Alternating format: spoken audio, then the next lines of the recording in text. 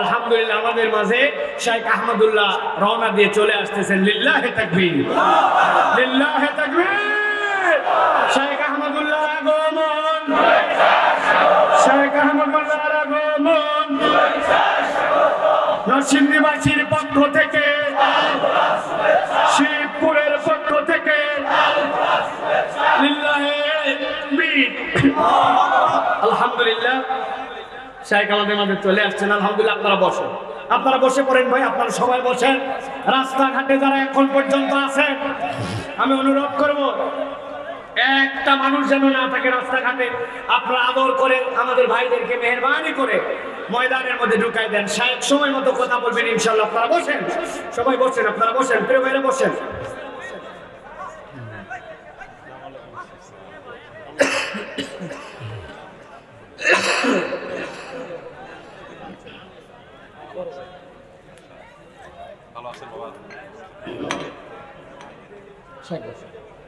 আলহামদুলিল্লাহ বলেন। আপনারা অনেকেই দুশ্চিন্তায় ছিলেন যে শাইখ কত দূর আছেন, কেমন আছেন, আদৌ আসবেন কি আসবেন না, নানান কথাবার্তা আপনাদের চিন্তা ছিল। আলহামদুলিল্লাহ শাইখ এসে গেছেন। আপনারা খুশি তো? খুশি তো? আলহামদুলিল্লাহ। শাইখ কথা বলবেন ইনশাআল্লাহ, তবে আমি আমার কথাটা শেষ করে দেব ইনশাআল্লাহ। শাইখ চলে আসছেন যাতে আপনারা কেউ অস্থির না হন। আমরা তো প্রত্যেকদিন ওয়াজ করি ভাই, আমাদের ওয়াজ তো আপনারা কম বেশি শোনেন, কিন্তু আজকে শাইখের মাধ্যমে আপনারা ডিফারেন্ট ওয়াজ শুনবেন। ডিফারেন্ট ওয়াজ কি? আপনাদের জীবন জিজ্ঞাসা, এক একটা প্রশ্ন এক একটা ওয়াজ, ঠিক কি না? আমি ওয়াজ করছি এখন কোরআনের দাম বোঝানোর জন্য, যে কোরআন দিয়ে আল্লাহ আমাদেরকে কিভাবে সম্মানিত করেছেন। আমার এই এক সাবজেক্টের উপরেই মৌলিক কথা, কিন্তু আপনারা কেউ প্রশ্ন করছেন তালাক নিয়ে, কেউ প্রশ্ন করছেন সন্তানের ঝামেলা নিয়ে, কেউ প্রশ্ন করছেন নামাজ নিয়ে, কেউ জিজ্ঞাসা করছেন রোজা ভঙ্গের কারণ নিয়ে, কেউ প্রশ্ন করছেন মোবাইলের সমস্যা নিয়ে, কেউ প্রশ্ন করছেন হুজুর আমারে 5টা উপদেশ দেন, কেউ প্রশ্ন করছেন এটা জায়েজ না না জায়েজ। এক মহলে 10 ধরনের কথা শোনা যায়। এই জন্য আল্লাহ বলছেন ফাসআলু আহলা যিকরি ইন কুনতুম লা তা'লামুন। যারা জানে না, তোমরা যারা জানে তাদের কাছ থেকে জেনে নাও।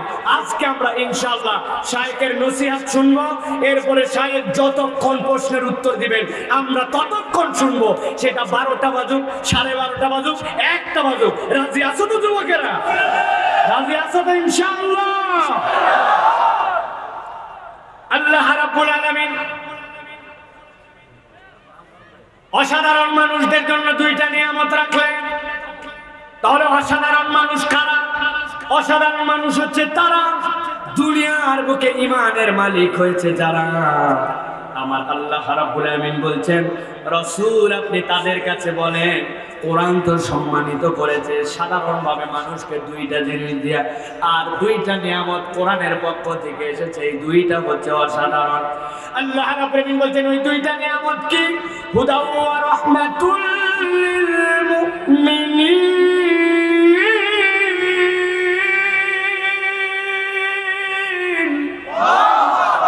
আমার আল্লাহ রাব্বুল আলামিন বলছেন 1 নম্বর নিয়ামতটা হচ্ছে হুদা। 1 নম্বর নিয়ামত দুনিয়ার মানুষের জন্য যারা ঈমানদার, যারা আল্লাহর প্রতি বিশ্বাস করবে, কোরআন তাদেরকে হুদা হিসাবে পথ দেখাবে। কোন পথ দেখাবে? হুদা মানে সাথে সাথে আপনার মাথার মধ্যে 2টা অর্থ মুখস্থ করে ফেলবেন। একটা হচ্ছে হুদা মানে এমন একটা রাস্তা, যেই রাস্তাটা দুনিয়ার বুকে আপনি আল্লাহর দেওয়া কোরআনের বিধান মতো অনুসরণ করতে শুরু করবেন, ওই রাস্তাটা আপনাকে জান্নাতুল ফিরদাউসে যে নামায় দিবে। 2 নম্বরে হুদা মানে আপনারা যদি আপনাদের এই মূল রাস্তার মধ্যে উঠে সিলেটের দিকে রওনা হয়ে গেছে, যখন আপনি সিলেট যাবেন দেখবেন রাস্তার মধ্যে সড়ক ও জনপথ ডিপার্টমেন্ট থেকে কতগুলো আইকন ব্যবহার করা হয়। 3 কোণা এরকম সাইনবোর্ড আপনার রাস্তার মধ্যে যদি আপনার গাড়ির আলো এটার মধ্যে পরে জ্বলে ওঠে, তীর জন্য দেওয়া আছে এরকম করে পরপর 3টা, এই দিকে ইন্ডিকেশন দেওয়া আছে, ওইটা দেখে ড্রাইভার বুঝে ফেলে রাস্তাটা সামনে যে বামের দিকে মোড় নিবে। রাস্তায় যদি ড্রাইভার সমান গতি দিয়ে গাড়ি চালাতে শুরু করে তাহলে ওই ড্রাইভার অ্যাক্সিডেন্ট করে খাদের মধ্যে নেমে যাবে। ওই ইন্ডিকেশন দেখে দেখে বামের দিকে যায়, কিছু দূর যাওয়ার পরে আবার বামের থেকে ডানের দিকে ইশারা দেওয়া আছে, ওই চিহ্ন দেখে আবার ড্রাইভার চিন্তা করে এখন রাস্তাটা বাঁক নিবে ডানের দিকে। কিছু দূর যাওয়ার পরে করে দেখে একটা ছোট্ট একটু এরকম ত্রিভুজের মতো বানায় একটা বড় উঁচু করে একটা পাথরের মতো চিহ্ন দেওয়া আছে। ওইটা দেখে ড্রাইভার বুঝে গেলে সামনে আমার জন্য স্পিড ব্রেকার আছে। এখন বুঝে থাকলে বলেন তো, আপনার গাড়ির গতি যতই হোক না কেন, স্পিড ব্রেকার যদি উঁচু হয় আর আপনি যদি তার সামনে গাড়ি স্লো না করেন, বিপদ আছে না না? এখন যদি মাথা মোটা ড্রাইভার হয়, পরামর্শ দিছে শোন, তোর স্পিড যদি কম হয় আর কেউ যদি তোর পিছন থেকে সাইড নিতে চায়, তুই সাইড দিয়ে দিবি। ওই সাইড দেওয়ার তালে আছে, প্রথমে একটা সিএনজি রে সাইড দিছে, এরপরে একটা লেগুনারে সাইড দিছে, এরপরে বাস রে সাইড দিছে। এরপরে যখন অ্যাক্সিডেন্ট করে পড়ে গেছে, লোকজন জিজ্ঞাসা করলো কেমনে অ্যাক্সিডেন্ট করলে? বলে আমি পরামর্শ মতো প্রথমে সিএনজি, এরপরে লেগুনা, এরপরে বাস, সবগুলার সাইড দিয়েছি। দেওয়ার পরে সামনে একটা ব্রিজ পাইছিলাম, ব্রিজেরও সাইড দিয়েছি যখন, তারপরে তো দেখি আমি নদীতে। এখন ড্রাইভার যদি ব্রিজের সাইড দেয়, বাঁচবে। আপনার ড্রাইভার যদি ওই স্পিড ব্রেকার না দেখে সমান গতিতে পার হতে চায়, রাস্তাতে গাড়ি কি থাকবে? ভালো করে মুসলমান বুঝে নেন, হুদাউ ওয়া রাহমাতুল লিল মুমিনিন। আমার আল্লাহ বলেন, ও দুনিয়ার মানুষ, হুদা মানে এমন রাস্তা যেই রাস্তায় তুমি ওঠার পরে জান্নাতে যাবে। তো ওই রাস্তাটা বড় সংকুল পথ, বড় বিপজ্জনক পথ।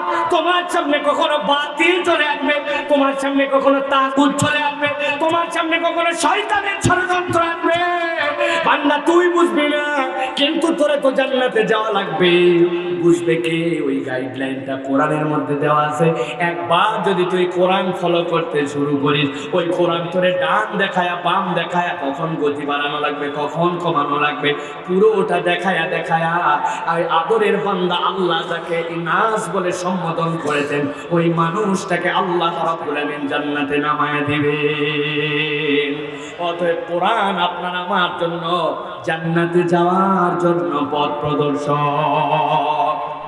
এরপরে আল্লাহ রাব্বুল আলামিন 4 নম্বর নিয়ামতের কথা বলছেন, ভালো করে বোঝার চেষ্টা করেন। 4 নম্বর নিয়ামতটা কি? আল্লাহ রাব্বুল আলামিন বলছেন, ওয়া রাহমাতুল মুমিনিন। ও দুনিয়ার মানুষ, এই কোরআন তোমার জন্য রহমত। রহমত মানে কি? দয়া, অনুগ্রহ, তাই তো। এই দুটা মনে রাখবেন। সাথে আজকের থেকে নতুন একটা কথা মনে রাখবেন, কোরআনে যেই জায়গায় কোরআনের ব্যাপারে বিএতেবারিল কোরআন ইস্তামেলু, এই যে রহমা এই শব্দটা ব্যবহার হবে, আপনি বুঝবেন এই রহমত ব্যবহার কোরআনের ক্ষেত্রে হলে এর অর্থ হবে আপনার জন্য আলো। রহমত মানে তাহলে এখানে কি বলেন? আলো। বলেন কি? কথা বলেন। রহমত মানে কি? আপনার মাথার মধ্যে গেঁথে নিতে হবে, কোরআন কেমন করে আপনার জন্য আলো। কোরআনের আলো কোনো সাধারণ আলো নয়, কোরআনের আলোটা আপনার জন্য বড় অসাধারণ আলো। যারা মুরব্বী আছেন এখানে, মুরব্বীরা বুঝবেন, আধুনিক কালের তরুণরা এতটা বুঝবে না। আমাদের যখন প্রথম ইলেকট্রিসিটি আসলো, ইলেকট্রিসিটি আসার পরে আমাদের প্রত্যেকের বাড়িতে একটা মেন সুইচ ছিল, আর ওই মেন সুইচের পাশে দেখবেন লম্বা লম্বা বড় 2টা কাটআউট থাকতো। কাটআউট আশপাশের সব বাড়িতে কারেন্ট আছে, আপনার বাড়িতে বিদ্যুৎ নাই। প্রথমেই বলবে দৌড় লাগা, দেখ তো কাটআউট কেটে গেছে কিনা, ঠিক কিনা। টান দিয়ে খুলে বের করছে, খুলে দেখে হ্যাঁ যা বলছিলাম তাই তো, এর ভিতরে যে তার ছিল এপার থেকে আবার সংযোগটা বিচ্ছিন্ন হয়ে গেছে। সাথে সাথে দাঁতে একটু তার ছিলে, আস্তে করে প্যাঁচ দিয়ে আবার এপার ওপার লাগায়া ওই জায়গায় লাগায় দিবে, সাথে সাথে আবার বিদ্যুৎ আসবে, আলো আসবে নিজের বাড়িতে, ঠিক কিনা। এখন ঘর তো পুরো অন্ধকার, আপনার তো লাগানো লাগবে কাটআউট। আপনি কাটআউট লাগানোর জন্য কোনায় যাচ্ছেন, আপনার পিচ্ছি বেটা আছে, বেটারে ডাক দিয়ে বলছেন বা বড় ভয়ঙ্কর, ভিতরে যদি নখ ঢুকে যায় তাহলে সাথে সাথে কিন্তু আমি শেষ। এই জন্য আব্বারে তুই সুন্দর করে এরকম করে আলোটা ধরবি, আলোটা ধরে থাকবি, আমি আলো তোর ধরা দেখে ওই বরাবর কাটআউট লাগাবো। আল্লাহর কি কাম, কারেন্ট নাই ঘরের মধ্যে, দুনিয়ার মশা ঢুকছে ঘরে, ওই ব্যাটারে বলছে লাইট ওই সোজা ধরতে, ওই লাইট ধরে আছে, এমন সময় বাম হাতের এই জায়গায় মশা একটা এসে ইঞ্জেকশন বসায় দিছে। বসানোর সাথে সাথে অত লাইট ধরে আছে, কিন্তু এইদিকে হাত নড়াইছে, এই হাত নড়ানোর সাথে সাথে ডান হাত একটু নড়ে গেছে। যেই না ডান হাত নড়ছে, বাপ তো গেছে কাটআউট লাগানোর জন্য। কাটআউট লাগাতে যাবে এই সময় লাইট নাই। মাথা ঠিক আছে নাকি? ঠিক করে দেন, ঠিক কিনা? বেটারে দিছে ঝাড়ি খায়া, বেটা আগের বার তো মশা কামড়ানোতে হাত নড়ছিল, এখন ঝাড়ি খায়া তো এমনি হাত নড়ে। বাপ বলতে কিছু খাসনি নাকি? ঠিক করে ধর বললাম। এই গেল এক ধরনের টর্চ ধরা, আরেক ধরনের টর্চ ধরা আছে ভিন্ন রকম।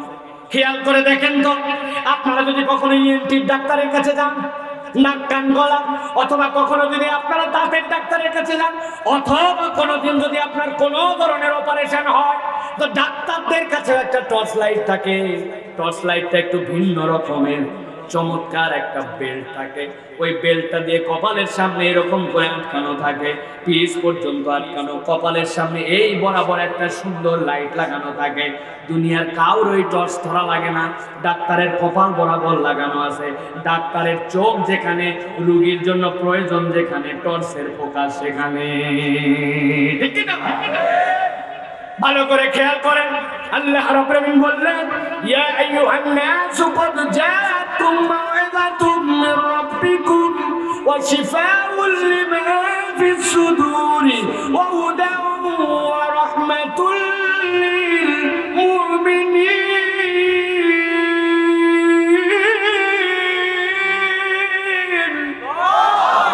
ও দুনিয়ার মানুষ, আমি আল্লাহ রাব্বুল আলামিন তোমাদের জন্য এই কোরআনকে রহমত করলাম। কেমন রহমত? একটা রাস্তা তোর জন্য হুদা বললাম, ওই রাস্তায় উঠলে তুই জান্নাতে যাবি। কিন্তু আমি রব্বুল আলামিন সাথে তোর জন্য কোরআনকে রহমত বানাই দিলাম। কোরআন তোর এমন রহমত, এমন আলো, একবার যদি তুই কোরআনের কাছে আসতে পারিস, ওই কোরআন তোকে এমন আলো দেখাবে, দুনিয়ার কারো মুখাপেক্ষী হতে হবে না, কারো কে লাইভ ধরবে আর ধরবে না এই চিন্তা করতে হবে না।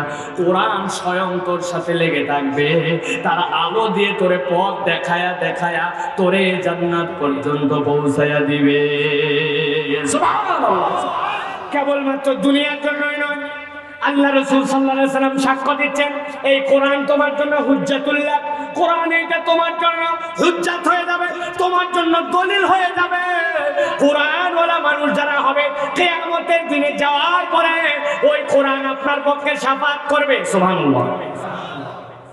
আল্লাহ, ওই বান্দা কোরআন পড়েছিল, রাত্রি জাগরণ করেছিল, ওই বান্দার হাজার গুনাহ থাকতে পারে, কিন্তু আমি কোরআন তো তেলাওয়াত করেছি, আমি তার পক্ষে আছি। আল্লাহ রাব্বুল আলামিন ওই বান্দার আরজি কবুল করবেন। কোরআনে অন্য আয়াতে সাক্ষ্য দিচ্ছেন আল্লাহ, সাথে সাথে ওই জান্নাতে যাওয়ার উপযুক্ত করার পরে ওই কোরআনের কারণে আল্লাহ রাব্বুল আলামিন তাদেরকে দুইটা আলো দিবেন। নূরুহুম ইয়াসআ বাইনা আইদিহিম ওয়া বিআইমানিহিম। আমার নবী বলছেন মুসনাদে আহমদের হাদিসের মধ্যে, ওই মানুষগুলা ডান থেকে আর সামনে থেকে আল্লাহ রাব্বুল আলামিন এমন আলো দিয়ে দিবেন, ওই আলোগুলা এক শহর থেকে আরেক শহর অতিক্রম করে চলে যাবে। সুবহানাল্লাহ। কত মানুষের আলো একটু কম হবে, আল্লাহ তাদের জন্য দুনিয়ায় থাকতে কোরআনের দোয়া শিখাইছেন, রব্বানা আতমিম লানা নূরানা। আমার নবী বলছেন তাদের আলো কম, এই বৃদ্ধাঙ্গুলির মাথা দিয়ে একটু আলো বের হয়, আবার আলো জ্বলে, আবার বন্ধ হয়। লোকগুলা কারা? এক্সেপশনাল লোক। আল্লাহ রাব্বুল আলামিন নবী বলছেন, ওরা যখন আল্লাহর কাছে দোয়া করবে, রব্বানা আতমিম লানা নূরানা, আয় আল্লাহ আপনি আমাদের নূরকে পূর্ণ করে দেন। এই দোয়া শিখাইছেন যিনি, তিনি আল্লাহ। এই দোয়া কবুল করবেন যিনি, তিনি আল্লাহ। কবুল করার জন্যই বান্দাকে শিখানো। বান্দা যখন ওই কোরআনওয়ালা হয়ে কবরে যাবে, কবর থেকে বলছিলাম, এরপরে জান্নাতের রাস্তায় আল্লাহ ওই বান্দার জন্য অল্প একটু আলো, যেটা কখনো জ্বলে আর কখনো বন্ধ হয়, ঈমানের ওই আলোর বরকত এমন দিবেন, ওই আলো দিয়েই বান্দা তার জান্নাত খুঁজে নিবে। সুবহানাল্লাহ। তাহলে প্রিয় ভাইয়েরা, আমাদেরকে আল্লাহ রাব্বুল আলামিন সম্মানিত করলেন কোরআন দিয়া, আর কোরআনকে করলেন এই চারটা কাজের জন্য আমাদের জন্য জিম্মাদার। তাহলে এই কোরআনকে আমাদের গ্রহণ করা লাগবে না লাগবে না? একটু জবান ছেড়ে দিয়ে বলেন, এই কোরআনকে আমাদের গ্রহণ করা লাগবে না লাগবে না? কিন্তু প্রিয় ভাইয়েরা, আমরা তো এই যে মাসের পরে মাস আমাদের কাছে বিদায় নিয়ে, আর 2-3 দিন পরে আমাদের সামনে শনিবার রাত্রেও হয়তো আমাদের জন্য সাহারি খাওয়া লাগতে পারে। সেই হিসাবে আবার আমাদের কাছে একটা সওগাতের মাস মাহে রমাদান চলে আসলো। কিন্তু এখানে আমার যেই ভাইয়েরা তাফসীরুল কোরআন মাহফিল শুনতে আসছেন, আমি হাত তুলতে বলবো না, কারণ জনগণের সামনে এক মুসলমান আর এক মুসলমানকে লজ্জা দিতে পারে না, এই সেন্সে আপনাদেরকে বললাম না। কিন্তু বলেন তো, যেই মহিমান্বিত মাঠকে আল্লাহ এত সম্মানিত করলেন, যেই মানুষকে কোরআন দিয়ে এত মূল্যায়িত করলেন, এইখানকার আগত মেহমানদের মধ্যে সব মানুষকে আমরা কোরআন পড়তে পারি? পারি ভাই? পারি? সব মানুষ কোরআন পড়তে পারি না, কোরআন শেখার ব্যাপারেও আমাদের আগ্রহ নাই। অথচ আল্লাহ রাব্বুল আলামিন অথচ বলছেন এই রমাদানের মূল্যায়নটা তোমাদেরকে কোরআন দিয়ে দেওয়া হয়েছে। অতএব আজকের এই মাহফিল থেকে আপনারা শপথ নেওয়ার চেষ্টা করেন যে এই আসন্ন রমাদান থেকে আমাদের টার্গেট হবে কোরআনহীন আর রমাদান আমার হতে পারে না, কোরআন যুক্ত রমাদান আমাদের চাই। কোরআন মুক্ত রমাদানের কারণে রমাদান আমাদেরকে সেইভাবে উপকৃত করতে পারছে না, ঠিক কিনা? যেই মানুষ, কি আশ্চর্য, আপনাকে যদি 500 টাকা দিয়ে বলা হয় এত কঠিন গরমের দিন আপনি একটুখানি বাথরুমের ভিতরে যে এক ঢোক পানি খেয়ে আসেন, একটা মানুষও রাজি হবে না, বলবে হুজুর বলেন কি বাথরুমের ভিতরে কি আল্লাহ দেখে না? আচ্ছা ঠিক আছে, আল্লাহ বাথরুমের ভিতরে দেখে, তুমি পুকুরের মধ্যে ডুব দিয়ে পানি খাও। বলে পুকুরের মধ্যে ডুব দিয়ে কি আল্লাহ দেখে না? বলে তাহলে একটা বুদ্ধি ভালো শিখাই দেয়, উজু করার সময় কুলি তো করো, প্রথম কুলিটা মুখে নিয়ে খুব করে গিলে দিয়ে এরপরে বাকি কুলিগুলো ফুসফুস করে ফালাই দিও, যা হয় হবে, কোনো বুঝতে পারবে না কেউ। এইভাবে খাও। খাবেন আপনারা কেউ? যারা বললেন না তারা খাবেন? খাবেন কেউ আপনারা? আমরা কেউ খাবো? কি বলবে? বলবে আল্লাহ দেখে। আশ্চর্য, যেই মানুষের এক চুল্লু পানি খাওয়া, বাথরুমে পানির নিচে ডুবে নিজে নিজে কোনো জায়গাতে আল্লাহ দেখেন এরকম বিশ্বাস নাই, ওই মুসলমান অন্যায় করে, অপরাধ করে, অপকর্ম করে, জনগণের হক মারে খায়, রাষ্ট্রের হক মারে খায়, রাস্তা বানাতে দিলে ভুয়াবি করে, যা তাকে কাজ দিবেন সেখানে 2 নম্বরই করে, ঘুষ খায়, অন্যায় করে, মিথ্যা বলে, এইগুলা সবগুলো আল্লাহর নিচে। ও চিন্তা করছে রমজানের পানি খাওয়া দেখার দায়িত্ব আল্লাহ নিচে, বাকি সময় আল্লাহ বোধহয় রিল্যাক্সে থাকে, তাই না? বিষয় তো এরকমই। এটার কারণ কি? এটার একমাত্র কারণ হচ্ছে কোরআনহীন রমাদান। আল্লাহ বলছেন শাহরু রমাদান আল্লাযী উনজিলা ফীহিল কোরআন হুদাল লিন-নাস ওয়া বাইয়িনাতিন মিনাল হুদা ওয়াল ফুরকান। কোরআন, রমাদানের সম্মান বেড়েছে কোরআনের কারণে। আমরা রমাদানের রোজা নিছি, কোরআনকে আমরা আল্লাহর রহমতে বাদ দিছি। এখানে যত মুসলমান আছেন শপথ করতে হবে আপনাকে কোরআন শিখতে হবে, কোনো কারণ নাই, এর কোনো অজুহাত নাই, এর কোনো বিকল্প নাই, আপনাকে কোরআন শিখতে হবে। রাজি আছেন আপনারা? রাজি আছেন আপনারা? আমি আমাদের প্রিয় ভাই মঈন ভাইকে বলবো যে ভাই আপনি এত চমৎকার আয়োজন করেন, এটা তো এখন মডেল মাহফিল, আলহামদুলিল্লাহ। আপনার এই আয়োজনের সাথে এরকম উদ্যোগ লাগবে। এলাকায় আপনি বাইতুল হুদা জামে মসজিদের উদ্যোগে মাহফিল করছেন, হাম, আলহামদুলিল্লাহ। কিন্তু এলাকার প্রত্যেকটা মসজিদকে টার্গেট করে আপনি আপনার জনগণের প্রতিনিধিত্বশীল যারা দায়িত্বশীল আছেন তাদের থেকে অনুদান নিয়ে এসে আপনি এইগুলাতে টিচার নিয়োগ দিয়ে রমাদানে 21 দিনে, 20 দিনে, 15 দিনে, 14 দিনে কোরআন শিক্ষার আসর কায়েম করেন, তাহলে তাফসীরুল কোরআন মাহফিল বছরে একটা হবে। এটা সার্থকতা হবে, প্রত্যেকটা বছর নতুন নতুন মানুষ এখানে কোরআন শিখতে আসবে। আগামী বছর যারা এখানে কোরআন শিখবে আমরা তাদেরকে এই মঞ্চের থেকে একটা কোরআন তাদের হাতে হাদিয়া তুলে দিয়ে জনগণের কাছে মডেল হিসেবে দেখাতে চাই যে কেবলমাত্র তাফসীরুল কোরআন মাহফিল হয় নাই, এটার উদ্যোগে 12 মাস কোরআন শিক্ষার কার্যক্রমের পরে এই গ্রামের 500 লোক কোরআন নিয়েছে, আমরা তাদের হাতে কোরআন তুলে দিতে চাই। রাজি আছেন ইনশাআল্লাহ? কেমন হবে তাহলে উদ্যোগটা প্রিয় ভাইয়েরা? ভালো হবে কিনা? এটা দরকার আছে কিনা? বছরে একদিন শুনতে আসলাম, বিশাল আয়োজন, চলে গেলাম তাফসীরুল কোরআন মাহফিল শুনে। কোরআন পড়তে পারে না যে ওর আবার তাফসীরুল কোরআন মাহফিল কি জিনিস? আপনি কোরআন পড়তে জানেন না, আপনার তাফসীরুল কোরআন মাহফিল কি জিনিস? আপনাকে আগে কোরআন শিখতে হবে প্রিয় ভাইরা। আপনি মাস্টার ডিগ্রি পরীক্ষা দেওয়ার জন্য ঘুরতেছেন, আপনি দাওরা পরীক্ষা দিবেন, আমার একটু দাওরা পরীক্ষা করার সুযোগ দেন প্রিয় ভাইয়েরা। বলতেছেন আপনি মেশকাত পড়েন নাই, কিছু পড়েন নাই, আপনি মাস্টার ডিগ্রিতে চলে গেছেন ডাইরেক্ট, আপনার দাখিলের সার্টিফিকেট নাই, আলেম নাই, ফাজেল নাই, আপনি বলে কামেল পরীক্ষা দিবেন। কি তাফসীরুল কোরআন মাহফিল তো কামেল ডিগ্রি, আপনি কমসে কম তো কোরআন পড়ে তারপরে না বুঝবেন। তা আপনারা কোরআন যদি না শিখেন কেমন করে হবে ভাই? অজুহাত আছে আমাদের, যার নাই কোনো হাত তার আছে অজুহাত। বয়স হয়ে গেছে, শরীর চলে না, আমরা বাঙালি মানুষ কেমন করে পেরে উঠবো, এই সকল কথা আছে কিনা? আমি এক মুরব্বীরে বলছি, মুরব্বী আপনি কোরআন শিখেন না কেন? বলে এদিকে আয়, দেখ বাবাই দাঁত নড়ে। আমি বললাম দাঁত নড়ে তো কোরআন শিখেন না কেন, কি সমস্যা? আমি যখন চা বলি তখন গ্যাস লিক করে দেয়, এই জন্য আমি কোরআন ঠিক মতো এখনো শিখি নাই। বিশ্বাস করেন প্রিয় ভাইয়েরা, Islam is the complete code of human life. এই হিসাবে আপনাদের কাছে বলবো, আল্লাহ রাব্বুল আলামিন যদি আপনার আমার সামনে হযরত সালমান ফারসি রাদিয়াল্লাহু তাআলা আনহুকে দাঁড় করে দেন, দেওয়ার পরে বলেন যদি সালমান বলো তো এই বাঙালি ভাইদেরকে তুমি কোন দেশ থেকে আসছিলে, উনি বলবেন আমি পারস্য ইরান থেকে গিয়েছিলাম। তুমি যখন ইসলাম গ্রহণ করেছিলে তোমার বয়স কত ছিল? 100+। তুমি যখন কোরআন শিখছিলে তোমার ভাষা কি ছিল? ফার্সি। 100 বছরের উপরে পারস্যের বাসিন্দা, ফার্সি ভাষাভাষী লোক এমন কোরআন শিখেছেন, হযরত ওমর ফারুক রাদিয়াল্লাহু তাআলা খেলাফতের সময় তার তেলাওয়াত শুনে ঝরঝর করে কেঁদেছেন। তা আপনার বয়স 50-60 বছর, আপনি কোরআন শিখলেন না, কোরআন বুঝলেন না, কোরআন পড়তে আগ্রহ দেখালেন না। প্রিয় ভাইরা, আমাদের জীবনে তাহলে বরকত হবে না। আল্লাহর দেওয়া এই 4টা বরকত যদি পেতে চাই, রমাদানে আমাদের কোরআন শিক্ষা করার কোনো বিকল্প নাই। রাজি আছেন ভাই? আরেকটা কথা বলবো আপনাদের কাছে লাস্ট, এই কথাটা শুনলে আপনাদের মন খারাপ হয়ে যাবে। সেটা হচ্ছে রমাদান কোরআন শিক্ষার মাস নয়। রমাদান কোরআন শিক্ষার মাস নয়। রমাদান হচ্ছে কোরআনের ইমপ্লিমেন্টেশনের মাস। রমাদান হচ্ছে আপনার জন্য ওয়ার্কশপ। আপনি একটা গাড়ি চালান, 4000 কিলোমিটার চলেছে, আপনার মোবাইল ফেলে দিতে হয়, আপনার জন্য ওয়ার্কশপের মধ্যে ঢুকায় 4টা চাকার ব্রেক মিলাতে হয়। আপনার যদি কোনো বল বিয়ারিং যদি লুজ হয় সেটা টাইট দিতে হয়, রেডিয়েটরে পানি চেঞ্জ করতে হয়, গিয়ার অয়েল পরিবর্তন করতে হয়। একটা মানুষ 11টা মাস দুনিয়ার বুকে অপকর্ম, কানের গুণা, চোখের গুণা, হাতের গুণা, তার জীবন গাড়িটা চলতেছে চলতে চলতেছে জাহান্নামের উপযুক্ত হয়ে যায়।